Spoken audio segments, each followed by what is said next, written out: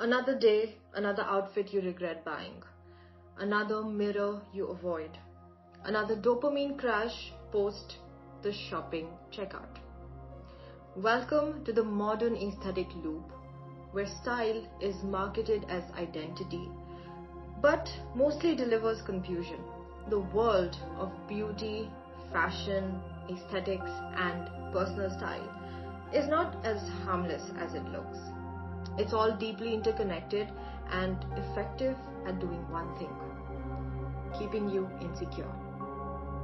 And most of us don't even know we're playing along. Hi, I'm Johanna. I'm an image consultant, and I work with people who think that they have lost their sense of style, when really they've never had the chance to develop it without the noise.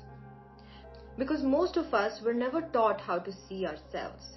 We were taught to see what sells. So today we're not going to talk about what to wear. We're going to talk about why we think the way we do about what we wear. Why you're stuck in this loop of chasing something you can never reach, and why that exact chase has become central to your low self-esteem. Let's get one thing straight. Most of us are style imposters. We don't dress to express anymore. We dress to compete, to belong, to be approved. Not because you lack taste, but because you've been set up. It's an identity bait where someone else's aesthetic performance becomes your shopping list. So you're not just buying clothes, you're buying permission to feel enough. You don't shop because you need something, you shop to feel like someone else. And it never quite delivers. You know the drill. You see a dress online. Maybe an influencer wore it with that casual, glowing, I just threw this on vibe. You picture yourself in it, then the dress arrives at your doorstep. You try it on, and not so surprisingly, it feels off. The fit is awkward, the color fights your undertones, the shape makes you hyper-aware of everything you're insecure about. And now you're spiraling, not just about the outfit, but about yourself. See, that's not your fault. That's the influence machine doing exactly what it was built to do. And it's doing a great job, isn't it? And interestingly, no one ever tells you what to do when that outfit doesn't feel like you. You just assume you are the problem, not the aesthetic, not the influence, not the algorithm. Think about it. Every day your feed is a barrage of buzzwords. Hypes, get ready with me, hauls, unboxing, flash sales, only 2 left. This is what I call overstimulation and hypersuggestion, that are just dopamine loops that mimic a high to make you feel good for a short period of time. This kind of influence-based shopping isn't innocent. It's a mind game, and it thrives on our discomfort.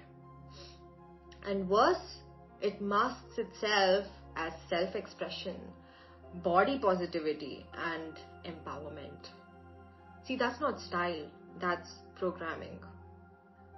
Now, the result of this is a whole generation stuck with overflowing closets, nothing to wear, and a steadily sinking sense of self-worth. Let's bring in some real numbers here.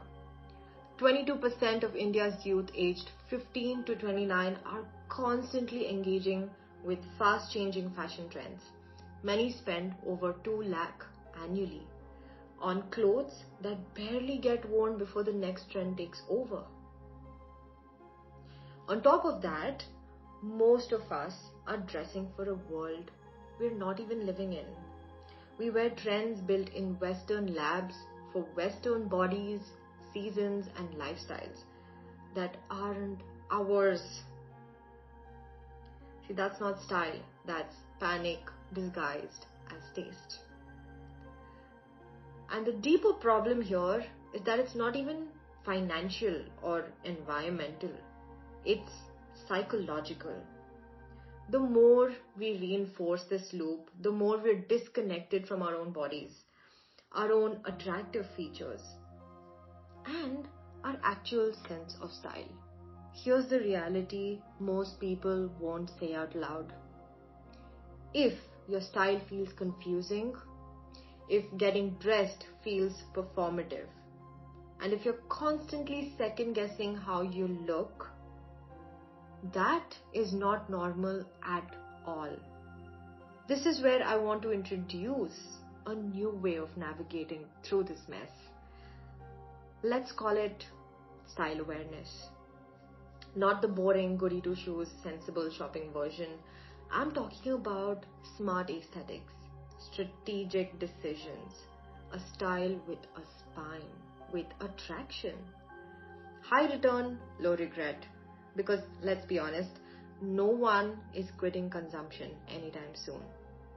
But you can start styling yourself with intention. You can start owning pieces that don't just look good, but feel aligned, powerful, and very attractive too. So here's where we begin. Not with hacks, not with how-tos, but with this question. What on earth are we chasing, and why do we feel worse the closer we get to it?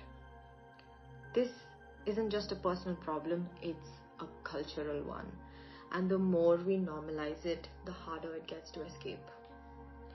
But if you've watched this far, you're already starting to see the cracks. And that's a first step. This video is just step one. There's so much more to unpack together. So, if something struck a chord, drop your thoughts in the comments or message me directly. Let's have a discussion. Tell me what you've been noticing, what you want to talk about next. Because it's time we start owning our style for real. Not as a trend, not as a mask, but as the truth. Wear the truth, not the lie.